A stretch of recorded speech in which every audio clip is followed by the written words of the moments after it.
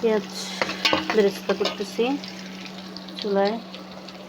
মুরগি ম্যারিনেট করে রাখছি, পরে কাটাকাটি শেষ করলাম।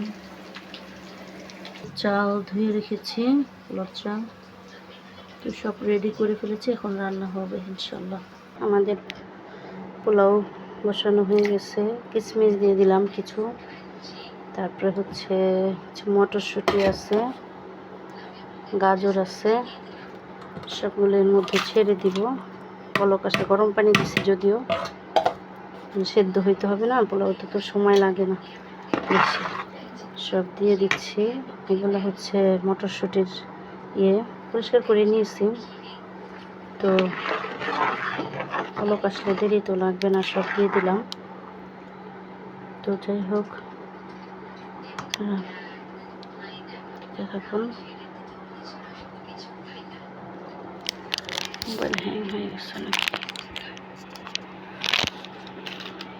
গুঁড়া দুধের প্যাকেট দিয়ে দেবো, একটু ছুটায় নিই।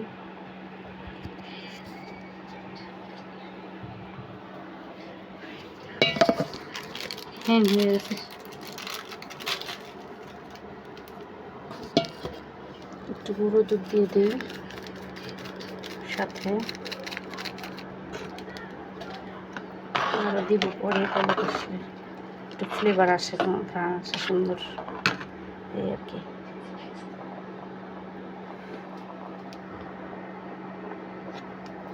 বরফ আসতেছে, এখন তো চাল দমে দিয়ে দিব। এখন দমে দিয়ে পেঁয়াজ বেরেস্তা দিব, একটু দুধ দিয়ে দিব। এভাবে রান্না করি, এক একজন এক একভাবে রান্না করে আসলে। যাই হোক, বাকি কাজ করতে থাকি। পুষ হচ্ছে না বাবা, পোলাও হবে, আরো পানি শুকিয়ে গেছে। আলু দা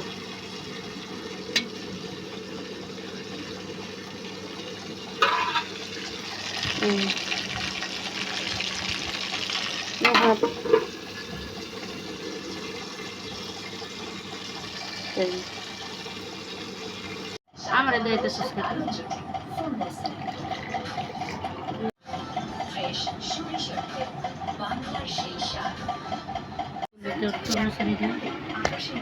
এটা দেখার দরকার আছে, এটা করবো না, বুঝ জায়গা যাবো না।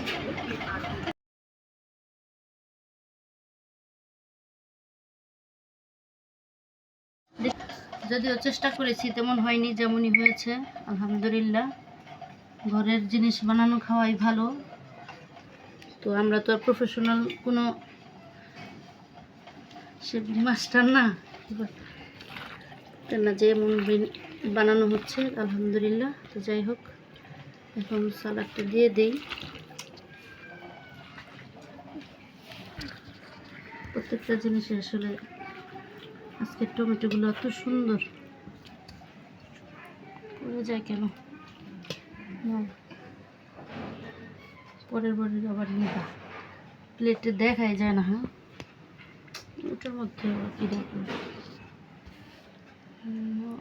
ঝোলো করা যাবে না, ক্যামেরাম্যান ঘুরে যাচ্ছে, ওটা ধরে বসো না, এটার দিকে ফোকাস করো, বাস শেষ।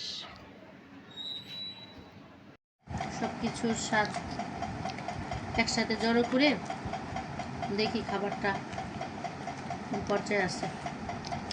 ইফতারের সময় যদিও সারাদিন পর, তবে খুব তেল দিইনি আমরা,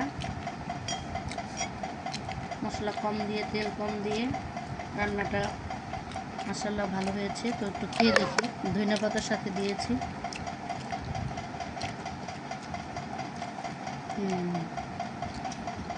মাশাআল্লাহ, নিজে রান্না করছি সেই জন্য প্রশংসা করতেছি না, সত্যি সত্যি অনেক ভালো হয়েছে। ঘরোয়া পরিবেশের ক্ষেত্রে অনেক ভালো হয়েছে, প্রফেশনাল রান্না না, যে মানে ছেলের কাছে দাও যে কেমন হয়েছে রান্না। তো বাবা বলো, খেয়ে দেখো কেমন হলো। আর এখানে তো সমস্যা নেই, রেস্টুরেন্ট থেকে কম না, ভালোই মজা লাগছে। হ্যাঁ আমি একটু খেয়ে দেখতেছি, দাঁড়ান। একটু সালাদ নেই, একটু লেবুও নেই, একটু লেটুস পাতা ছিঁড়ে নেই।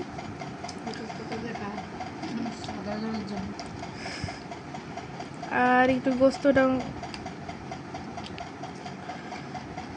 নিয়ে দেখি কেমন। গোস্তের উপর সস আছে।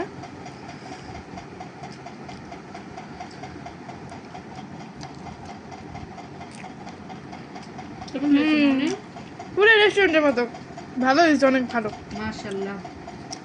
আমাদের সম্মানিত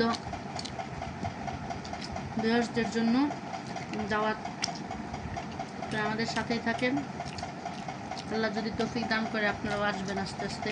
আমাদের প্রথম ব্লগ যাবে, বড় ব্লগ, আমরা শর্ট শর্ট খেয়েছি কিছু, আজকে প্রথম। ঠিক আছে, ভালো থাকবেন, আল্লাহ হাফেজ, আসসালামু আলাইকুম।